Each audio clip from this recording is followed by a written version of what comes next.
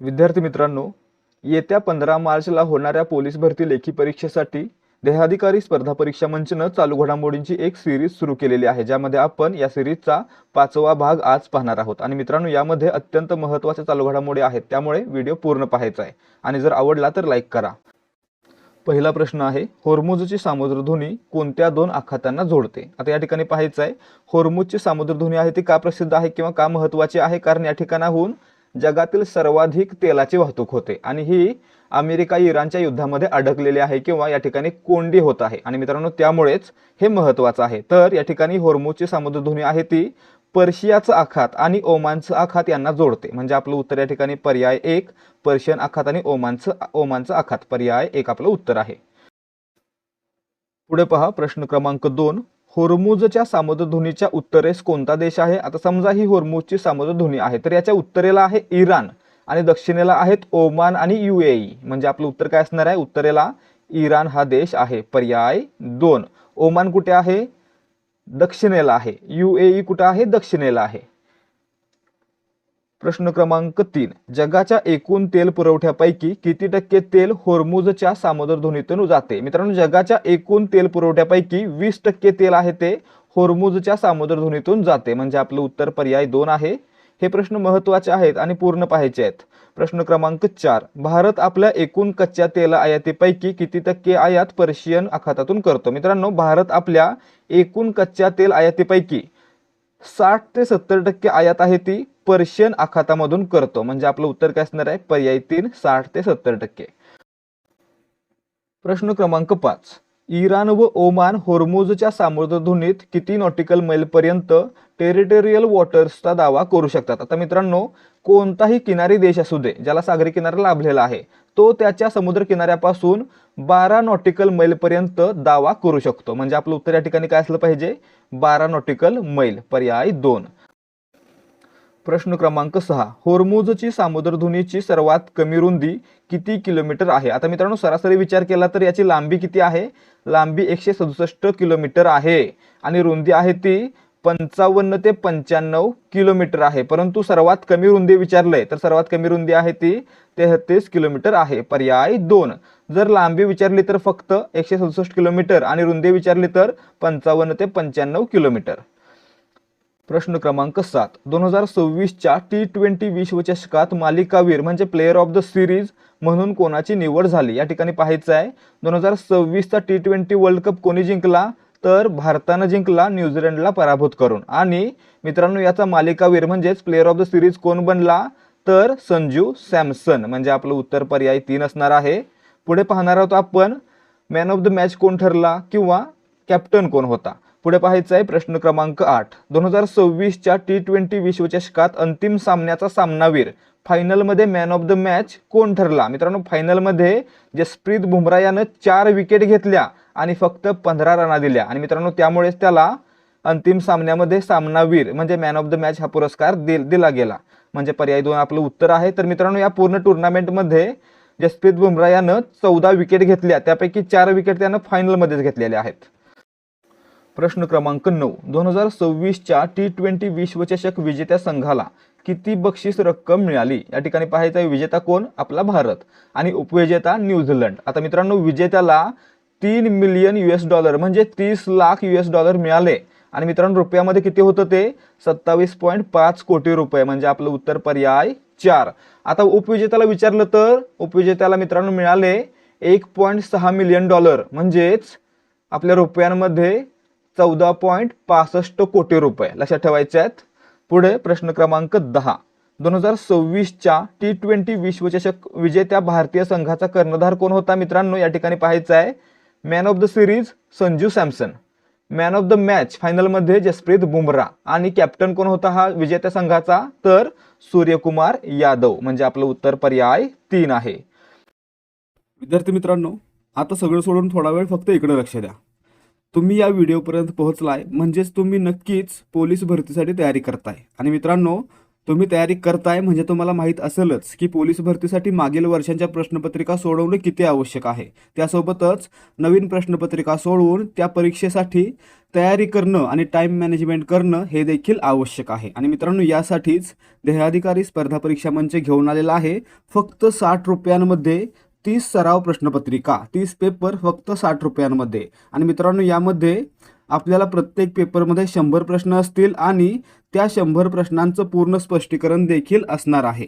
आणि हा जो पॅटर्न असणार आहे तो 25-25चा पॅटर्न असणार आहे. म्हणजेच मराठीचे 25, सामान्य ज्ञानाचे 25, गणित बुद्धिमत्ता 25-25 असा पॅटर्न असणार आहे.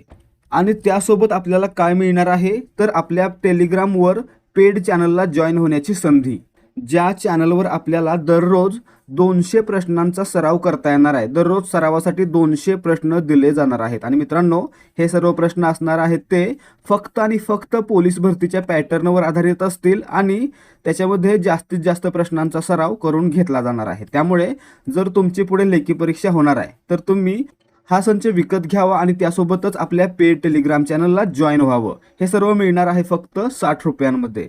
जर तुम्हाला खरंच आवश्यकता आहे आणि चांगल्या प्रकारे सराव करायचा आहे तर नक्की खरेदी करा आपला हा संच. तर या ठिकाणी तुम्हाला जर याचा डेमो पाहायचा असेल तर तो मिळणार आहे 7517249119 या व्हॉट्सॲप नंबरवर. यावर व्हॉट्सॲप करा आणि डेमो फ्रीमध्ये पहा. तसेच जर तुम्हाला वाटत असेल की जे काही देऊ ते चांगलंच देऊ तर तुम्ही डायरेक्टली 9359686800 या नंबरवर पेमेंट करून त्याचा स्क्रीनशॉट आम्हाला पाठवू शकता. तुम्हाला लगेचच एकाच वेळी 60 PDF दिल्या जातील, ज्याच्यामध्ये 30 पेपर असतील आणि 30 त्यांचं स्पष्टीकरण असेल. आणि त्यासोबतच लगेचच टेलिग्राम चॅनलची लिंक देखील दिली जाईल, ज्याच्यामध्ये तुम्हाला दररोज 200 प्रश्नांचा सराव करता येणार आहे. प्रश्न क्रमांक 11, 2024चा T20 वर्ल्ड कप जिंकणारा भारतीय कर्णधार कोण होता? आता मित्रांनो, 2024चा आणि 26चा दोन्ही आपल्या भारतानं जिंकलेले आहेत. म्हणजेच सलग 2 वेळा भारतानं हा विश्वचषक जिंकलेला आहे. आणि मित्रांनो, 2024चा जिंकला तेव्हा कॅप्टन कोण होता? रोहित शर्मा होता. म्हणजे आपलं उत्तर पर्याय 3. आणि मित्रांनो, यानंतर विराट कोहलीनं निवृत्ती घेतलेली होती. प्रश्न क्रमांक 12, 2025चा महिला वन डे वर्ल्ड कप जिंकणाऱ्या भारतीय संघाची कर्णधार कोण होती? आता मित्रांनो, 2025चा महिला वन डे वर्ल्ड कप भारतानं दक्षिण आफ्रिकेला पराभूत करून जिंकलेला होता आणि कॅप्टन कोण होती? हरमनप्रीत कौर. म्हणजे आपलं उत्तर पर्याय 3 आहे. प्रश्न क्रमांक 13, ICC चॅम्पियनशिपच्या इतिहासात सर्वाधिक जेतेपद जिंकणारा देश कोणता आहे? या ठिकाणी पाहायचं आहे, ICCच्या चॅम्पियनशिप इतिहासामध्ये ICCच्या विविध प्रकारच्या खेळांमध्ये सर्वाधिक वेळा जिंकणारा देश कोणता? ऑस्ट्रेलिया. ऑस्ट्रेलियाने आतापर्यंत 10 वेळा वेगवेगळ्या स्पर्धा जिंकलेल्या आहेत. म्हणजे आपलं उत्तर पर्याय 3 असणार आहे. तर या 10 पैकी पहा 6 वन डे वर्ल्ड कप आहेत, एक काय आहे T20 world cup, 2 champions trophy आणि 1 टेस्ट चॅम्पियनशिप. अशा प्रकारे 10 स्पर्धा ऑस्ट्रेलियाने जिंकलेल्या आहेत आणि सर्वात पुढे ऑस्ट्रेलिया आहे. भारत कितव्या क्रमांकाला आहे? 2ऱ्या क्रमांकाला. भारतानं 8 जिंकलेले आहेत. पुढे पाहूयात प्रश्न क्रमांक 14, अद्ययावत आकडेवारीनुसार ICC चॅम्पियनशिप जिंकण्यात भारताचा जगात कितवा क्रमांक लागतो? मित्रांनो, ऑस्ट्रेलियाने जिंकल्या 10 पहिल्या क्रमांकावर, भारतानं जिंकल्या 8, भारत आहे 2ऱ्या क्रमांकावर. म्हणजे आपलं उत्तर आहे पर्याय 2. प्रश्न क्रमांक 15, ऑस्ट्रेलियाने आतापर्यंत किती वेळा एकदिवसीय क्रिकेट विश्वचषक जिंकलेला आहे? आता आपण काय पाहिलं, ऑस्ट्रेलियानं 10 वेळा स्पर्धा जिंकलेल्या आहेत, त्यापैकी 6 काय आहेत? One day. म्हणजे आपलं उत्तर काय असणार आहे? पर्याय 3. 6 वेळा एकदिवसीय क्रिकेट विश्वचषक ऑस्ट्रेलियानं जिंकलेला आहे. म्हणजे आपलं उत्तर पर्याय 3 आहे. आणि मित्रांनो, ही वर्ष कोणती? तर 1987, 1999, 2003, 2007, 2015 आणि 2023. प्रश्न क्रमांक 16, भारताने आतापर्यंत किती वेळा T20 विश्वचषक जिंकलेला आहे? मित्रांनो, भारतानं आतापर्यंत 8 स्पर्धा जिंकल्या. त्या 8 पैकी पहा काय काय होत्या? तर 2 वन डे वर्ल्ड कप, 3 वेळा T20 वर्ल्ड कप आणि 3 वेळा चॅम्पियन्स ट्रॉफी, असे 8 वेळा भारतानं जिंकलेले आहेत. म्हणजे आपलं उत्तर पर्याय, आपल्याला काय विचारलंय? T20 किती वेळा जिंकलाय? तर 3 वेळा. म्हणजे आपलं उत्तर आहे पर्याय 3. लक्षात ठेवायचं आहे. आता थोड्या वेळासाठी हे सर्व बाजूला ठेवा. आपण खाली काय दिलंय ते पाहूया. 60 रुपयांमध्ये 30 पोलीस भरती सराव पेपर अधिक टेलिग्रामवर दररोज 200 प्रश्नांची क्विज. आता मित्रांनो आपण काय देतोय तर 30 पेपर ऑलरेडी दिलेले आहेत, खूप जणांनी घेतलेले आहेत. त्यासोबतच त्यांना टेलिग्राम चॅनलवर दररोज 300 सराव प्रश्न देतोय आणि आपल्या फ्री चॅनलवर 50 असे 350 सराव प्रश्न देतोय. त्यासोबतच आपण काय करणार आहे, चालू घडामोडींचा विशेष सराव करण्यासाठी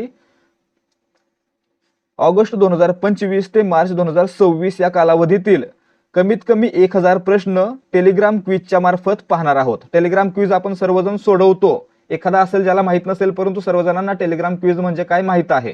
तर या क्विजच्या स्वरूपात आपण 12 आणि 13 मार्च 2026 रोजी म्हणजे परवाच काय करणार आहोत तर ऑगस्ट 2025 ते मार्च 2026 या कालावधीतील कमीत कमी 1000 चालू घडामोडींवरील प्रश्न पाहणार आहोत. आणि मित्रांनो हे सर्व प्रश्न आहेत ते आपल्या पेड चॅनलवर येतील. आणि पेड चॅनल किती रुपयांचं आहे हो तर फक्त 60 रुपयांचं आहे, ज्याच्यामध्ये आपल्याला ऑलरेडी 30 पेपर मिळत आहेत. याच्यामध्ये 60 रुपये वसूल झाले. त्यासोबतच दररोज 300 प्रश्न काय आहे बोनस आहे.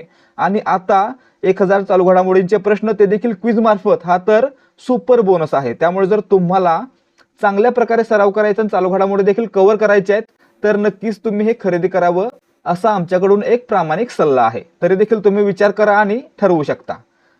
या ठिकाणी पुढे पहा प्रश्न क्रमांक 17. भारताने आतापर्यंत चॅम्पियन्स ट्रॉफी किती वेळा जिंकलेली आहे. मित्रांनो आपण काय पाहिलं, भारताने आतापर्यंत 8 स्पर्धा जिंकल्या. त्यापैकी 2 आहेत वन डे वर्ल्ड कप आणि 3 आहेत T20 वर्ल्ड कप आणि 3 आहेत चॅम्पियन्स ट्रॉफी. म्हणजे आपलं उत्तर काय असणार आहे, भारताने आतापर्यंत 3 वेळा चॅम्पियन्स ट्रॉफी जिंकलेली आहे, म्हणजे पर्याय 3.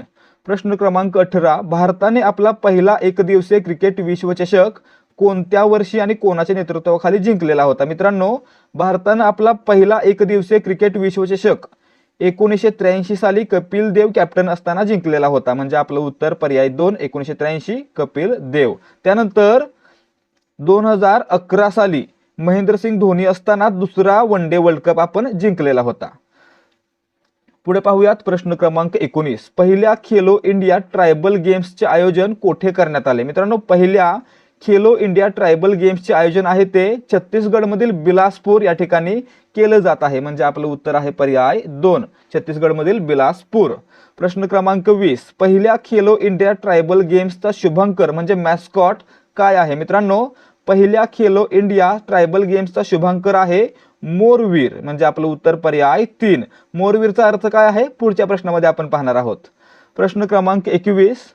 खेलो इंडिया ट्रायबल गेम्स मध्ये एकूण किती खेळांचा समावेश आहे. मित्रांनो या गेम्समध्ये या स्पर्धांमध्ये एकूण 7 खेळ असणार आहेत. हे 7 खेळ कोणते कोणते आहेत तर athletics, football, hockey, weightlifting, archery, swimming आणि कुस्ती असे 7 खेळ असणार आहेत. म्हणजे आपलं उत्तर पर्याय 2. प्रश्न क्रमांक 22. मोरवीर या शुभंकर मधील मोर या शब्दाचा छत्तीसगडी भाषेत काय अर्थ होतो. आता मित्रांनो मोर म्हणजे छत्तीसगडी भाषेमध्ये काय मेरा किंवा हमारा म्हणजेच आमचा आणि वीर म्हणजे धाडसी व्यक्ती, आमचा धाडसी व्यक्ती. म्हणजे आपलं उत्तर या ठिकाणी काय असणार आहे पर्याय 2 मेरा हमारा धाडसी व्यक्ती. तर मित्रांनो पक्षी असा याचा अर्थ होत नाहीये. पुढे पाहूयात प्रश्न क्रमांक 23. 16 वर्षाखालील मुलांसाठी सोशल मीडिया वापरावर संपूर्ण बंदी आणणारे भारतातील पहिले राज्य कोणते ठरले आहे. मित्रांनो 16 वर्षाखालील मुलांसाठी सोशल मीडिया वापरावर संपूर्ण बंदी आणणारं पहिलं राज्य आहे कर्नाटक. हा प्रश्न आपण मागच्या व्हिडिओमध्ये पाहिलेला होता. म्हणजे आपलं उत्तर पर्याय 3 आहे. परंतु आता या व्हिडिओमध्ये महत्त्वाचं काय पाहायचं आहे तर ही घोषणा कोणी केलेली होती तर ही घोषणा केलेली होती कर्नाटकचे मुख्यमंत्री सिद्धरामय्या यांनी. आणि मित्रांनो याच्या अगोदर ऑस्ट्रेलिया हा पहिला देश होता ज्यानं अशा प्रकारे बंदी घातलेली होती आणि स्पेन हा दुसरा देश होता. तसेच फ्रान्स हा देश 15 वर्षे वयाखालील मुलांना सोशल मीडिया वापरावर बंदी घालण्यासाठी तयारी करत आहे. पुढे पाहायचं आहे मित्रांनो या ठिकाणी काय आहे प्रश्न 16 वर्षाखालील मुलांसाठी सोशल मीडिया वापरावर बंदी घालणारा जगातील पहिला देश कोणता ऑस्ट्रेलिया पर्याय 4. दुसरा स्पेन आणि भारतातील पहिले राज्य कोणतं आहे कर्नाटक. घोषणा कोणी केली मुख्यमंत्री सिद्धरामय्या यांनी. प्रश्न क्रमांक 25. मोबाईल वर्ल्ड काँग्रेस 2026 चे आयोजन कोणत्या शहरात करण्यात आले. या ठिकाणी पाहायचं आहे मोबाईल वर्ल्ड काँग्रेस 2026 चं आयोजन 2 ते 5 मार्च 2026 या कालावधीमध्ये स्पेनच्या बार्सिलोना शहरामध्ये करण्यात आलेलं होतं. म्हणजे आपलं उत्तर पर्याय 2 बार्सिलोना. बार्सिलोनामधील फिरा ग्रॅनव्हिया एक्झिबिशन सेंटर या ठिकाणी याचं आयोजन करण्यात आलेलं होतं. प्रश्न क्रमांक 26, मोबाईल वर्ल्ड काँग्रेस 2026 ची थीम काय होती? थीम होती मित्रांनो द IQ एरा. म्हणजे आपलं उत्तर पर्याय 3 असणार आहे. द IQ एरा या ठिकाणी पाहायचं आहे, AI नाही, IQ एरा, पर्याय 3. आणि मित्रांनो ही परिषद आहे किंवा ही काँग्रेस आहे ती AI टेक्नॉलॉजी आणि 5G 6G याच्यावर आधारित होती. प्रश्न क्रमांक 27, मोबाईल वर्ल्ड काँग्रेस 2026 मध्ये भारताचे प्रतिनिधित्व कोणी केले? या ठिकाणी पाहायचं आहे, मोबाईल वर्ल्ड काँग्रेस 2026 कोठे पार पडली? स्पेनमधील बार्सिलोना. आणि मित्रांनो यासाठी भारताकडून जे लोक गेलेले होते त्यांचं प्रतिनिधी कोण होते? तर केंद्रीय दूरसंचार मंत्री ज्योतिरादित्य सिंधिया. म्हणजे आपलं उत्तर पर्याय 2 असणार आहे. प्रश्न क्रमांक 28, हुरून ग्लोबल रिच लिस्ट 2026 ची कितवी आवृत्ती आहे? मित्रांनो हुरून काय करतं? तर जगातील श्रीमंत लोकांची यादी जाहीर करतं. आणि मित्रांनो यावर्षी याची 15वी यादी प्रसिद्ध करण्यात आलेली आहे. म्हणजे आपलं उत्तर काय असणार आहे? पर्याय 4, 15वी यादी, 15वी आवृत्ती. प्रश्न क्रमांक 29, हुरून ग्लोबल रिच लिस्ट 2026 नुसार जगात सर्वाधिक अब्जाधीश कोणत्या देशात आहेत? मित्रांनो जगामध्ये एकूण 4020 लोक अब्जाधीश आहेत.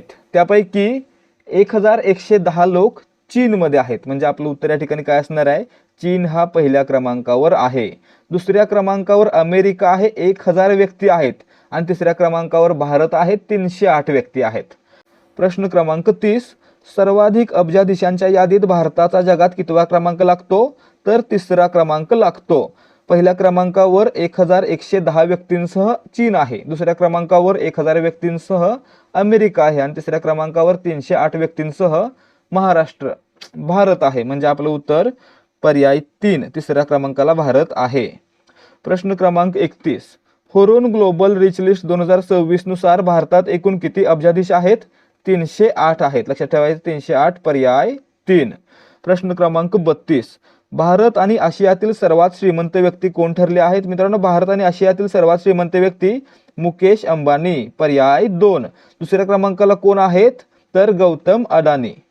पुढे पहा प्रश्न क्रमांक 33, हुरून ग्लोबल रिच लिस्ट 2026 नुसार जगातील सर्वात श्रीमंत व्यक्ती कोण आहे? मित्रांनो जगातील सर्वात श्रीमंत व्यक्ती स्पेसएक्सचे संस्थापक एलॉन मस्क. म्हणजे आपलं उत्तर पर्याय 3. दुसऱ्या क्रमांकाला जेफ बेझोस आहेत आणि तिसऱ्या क्रमांकाला कोण? लॅरी पेज आहेत. लक्षात ठेवायचं आहे, पहिल्या क्रमांकाला जगामध्ये एलॉन मस्क, दुसऱ्या क्रमांकाला जेफ बेझोस आणि तिसऱ्या क्रमांकाला लॅरी पेज.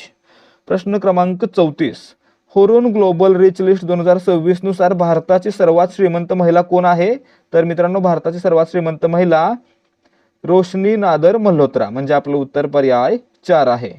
प्रश्न क्रमांक 35, दिव्यांग व्यक्तींसाठी भारतातील पहिले एकात्मिक दिव्यांग सहाय्यक पोर्टल कोणत्या राज्यात सुरू करण्यात आले? मित्रांनो दिव्यांग व्यक्तींसाठी एकात्मिक दिव्यांग सहाय्यक पोर्टल आहे ते महाराष्ट्रानं लॉन्च केलेलं आहे. म्हणजे आपलं उत्तर पर्याय 3 असणार आहे. प्रश्न क्रमांक 36, महाराष्ट्र शासनाच्या कोणत्या विभागाने दिव्यांगांसाठी देशातील पहिले एकात्मिक दिव्यांग सहाय्यक पोर्टल विकसित केले आहे? मित्रांनो आता वर पाहिलं आपण, हे महाराष्ट्राने विकसित केले आणि महाराष्ट्राच्या दिव्यांग कल्याण मंत्रालयानं विकसित केलेलं आहे. म्हणजे आपलं उत्तर पर्याय 2 असणार आहे. प्रश्न क्रमांक 37, संयुक्त राष्ट्राने म्हणजे UN ने 2026 हे वर्ष कोणते वर्ष म्हणून घोषित केले आहे? मित्रांनो युनायटेड नेशन्सनं म्हणजे संयुक्त राष्ट्रानं 2026 हे वर्ष आंतरराष्ट्रीय महिला शेतकरी वर्ष म्हणून घोषित केलेलं आहे. लक्षात ठेवायचं आहे, महिला शेतकरी वर्ष, पर्याय 2 आपलं उत्तर आहे. प्रश्न क्रमांक 38, महाराष्ट्राने नव्याने उभारण्यात येणाऱ्या देशी गाय संशोधन केंद्राला कोणत्या नेत्याचे नाव देण्यात आलेलं आहे? आता मित्रांनो 3 गोष्टी लक्षात ठेवायच्या आहेत. सर्वात पहिल्यांदा देशी गाय संशोधन केंद्र, दुसऱ्या क्रमांकाला गतिमान नागरी सेवा पुरस्कार आणि तिसऱ्या क्रमांकाला बारामती आयुर्वेदिक कॉलेज. या तिन्हींना अजितदादा पवार यांचं नाव देण्यात आलेलं आहे. म्हणजे आपलं उत्तर पर्याय 3 आहे. प्रश्न क्रमांक 39, बारामतीमधील नवीन आयुर्वेद रुग्णालयाला कोणाचे नाव देण्यात आले आहे? आता आपण पाहिलेलं होतं 3 गोष्टी कोणत्या कोणत्या? गतिमान नागरी सेवा पुरस्कार, त्यासोबतच देशी गाय संशोधन केंद्र आणि बारामतीमधील आयुर्वेद रुग्णालय या तिन्हींना अजितदादा पवार यांचं नाव देण्यात आलेलं आहे, म्हणजे आपलं उत्तर पर्याय 2 आहे. प्रश्न क्रमांक 40. राज्य शासनाने नुकतेच शेतकऱ्यांचे किती रुपयांपर्यंतचे कर्ज माफ करण्याची घोषणा केली आहे? मित्रांनो, राज्य सरकारनं पुण्यश्लोक अहिल्यादेवी होळकर नावाची एक योजना सुरू केलेली आहे, ज्या योजनेअंतर्गत शेतकऱ्यांचं 2 लाख रुपयापर्यंतचं कर्ज माफ केलं जाणार आहे, म्हणजे आपलं उत्तर पर्याय 3 असणार आहे, 2 लाख रुपये. प्रश्न क्रमांक 41. नुकतेच निधन झालेले HK दुवा हे कोणत्या प्रसिद्ध वृत्तपत्राचे माजी संपादक होते? मित्रांनो, द इंडियन एक्सप्रेस या वृत्तपत्राचे माजी संपादक HK दुवा यांचं नुकतंच निधन झालेलं आहे, म्हणजे आपलं उत्तर पर्याय 3 हे द इंडियन एक्सप्रेसचे माजी संपादक होते. प्रश्न क्रमांक 42. HK दुवा यांना खालीलपैकी कोणता पुरस्कार मिळालेला नाही? मित्रांनो, HK दुवा यांना पद्मभूषण मिळालेला आहे, दुर्गारत्न मिळालेला आहे, बाळ गंगाधर टिळक पुरस्कार देखील मिळालेला आहे, परंतु महाराष्ट्र भूषण हा पुरस्कार मिळालेला नाही, म्हणजे आपलं उत्तर काय असणार आहे? पर्याय 4. प्रश्न क्रमांक 43. पुण्यश्लोक अहिल्यादेवी होळकर सोलापूर विद्यापीठाचा पहिला अहिल्यारत्न पुरस्कार कोणाला प्रदान करण्यात आलेला आहे? मित्रांनो, या ठिकाणी पाहायचं आहे, पुण्यश्लोक अहिल्यादेवी होळकर सोलापूर विद्यापीठ या विद्यापीठाचा पहिला अहिल्यारत्न पुरस्कार आहे तो डॉक्टर मंदाकिनी आमटे म्हणजेच बाबा आमटेंच्या सून यांना देण्यात आलेला आहे, म्हणजे आपलं उत्तर पर्याय 3 डॉक्टर मंदाकिनी आमटे यांनी कोणत्या क्षेत्रामध्ये काम केलं? तर हेमलकसा या गडचिरोली जिल्ह्यातील ठिकाणी त्यांनी काय केलेलं आहे? तर कुष्ठरोग्यांचं पुनर्वसन करण्यासाठी आपलं आयुष्य वेचलेलं आहे, त्यासाठी हा पुरस्कार देण्यात येत आहे. प्रश्न क्रमांक 44. पुण्यश्लोक अहिल्यादेवी होळकर सोलापूर विद्यापीठाकडून दिल्या जाणाऱ्या पहिल्या अहिल्यारत्न पुरस्काराची रक्कम किती आहे? मित्रांनो, या पुरस्कारामध्ये काय काय मिळणार आहे डॉक्टर मंदाकिनी आमटे यांना? तर 51,000 रुपये रोख आणि प्रशस्तीपत्र, म्हणजे आपलं उत्तर काय? रक्कम किती? पर्याय 3 51,000. प्रश्न क्रमांक 45. सबरीना विटमन या कोणत्या देशातील पुरुष फुटबॉल संघाच्या पहिल्या महिला प्रशिक्षक बनल्या आहेत? मित्रांनो, जर्मनीच्या पुरुष फुटबॉल संघाच्या पहिल्या महिला प्रशिक्षक आणि त्या देखील मुख्य कोण बनलेल्या आहेत? तर सबरीना विटमन, म्हणजे आपलं उत्तर काय असणार आहे? पर्याय 2 जर्मनी. प्रश्न क्रमांक 46. पंतप्रधान नरेंद्र मोदी यांच्या हस्ते भारतातील पहिल्या रिंग मेट्रोचे उद्घाटन कोणत्या शहरात करण्यात आले? मित्रांनो, पहिल्या रिंग मेट्रो रेल्वेचं उद्घाटन आहे ते नवी दिल्ली या ठिकाणी पंतप्रधान नरेंद्र मोदी यांच्या हस्ते करण्यात आलं, म्हणजे आपलं उत्तर पर्याय 3 नवी दिल्ली. प्रश्न क्रमांक 47. भारतातील पहिली कार्यरत रिंग मेट्रो कॉरिडॉर म्हणून दिल्ली मेट्रोची कोणती लाईन ओळखली जाणार आहे? मित्रांनो, दिल्ली मेट्रोची पिंक लाईन म्हणजेच मजलिस पार्क ते मौजपूर याला काय म्हटलं जाणार आहे? आता रिंग मेट्रो कॉरिडॉर म्हटलं जाणार आहे, म्हणजे आपलं उत्तर पर्याय 4 कॉरिडॉरमध्ये पहिली लाईन कोणती? Pink line. प्रश्न क्रमांक 48. दिल्लीतील पहिल्या रिंग मेट्रोचा नुकताच उद्घाटन झालेला मजलिस पार्क मौजपूर बाबरपूर कॉरिडॉर किती किलोमीटर आहे? मित्रांनो, एकूण किती लांबी आहे? 70-80 किलोमीटर काहीतरी असेल, परंतु यापैकी मौजपूर बाबरपूर कॉरिडॉर किती किलोमीटर लांबीचा आहे? तर 12.3 किलोमीटर लांबीचा आहे, म्हणजे आपलं उत्तर पर्याय 2 मौजपूर आणि बाबरपूर 12.3 किलोमीटर लांबीचा आहे. प्रश्न क्रमांक 49. दिल्ली मेट्रो प्रकल्प खालीलपैकी कोणत्या संस्थेद्वारे राबवला जातो? मित्रांनो, दिल्ली मेट्रो प्रकल्प आहे तो DMRC अंतर्गत चालवला जातो. DMRC म्हणजे काय? दिल्ली मेट्रो रेल कॉर्पोरेशन, म्हणजे आपलं उत्तर पर्याय 2.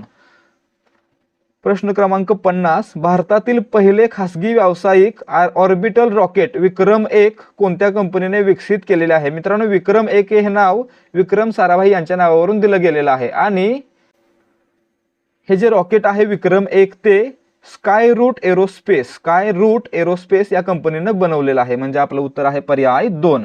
तर विद्यार्थी मित्रांनो, या ठिकाणी आजचे प्रश्न समाप्त होत आहेत. जर आजचे प्रश्न समजले असतील, उत्तरं देखील समजले असतील तर व्हिडिओला लाईक करा आणि हा व्हिडिओ आणि आपलं चॅनल मित्रांसोबत शेअर करा. तसेच यासारखे आणखी व्हिडिओ पाहण्यासाठी आपल्या चॅनलला सबस्क्राईब करा. भेटूयात पुढच्या भागामध्ये. जय हिंद, जय भारत आणि जय महाराष्ट्र.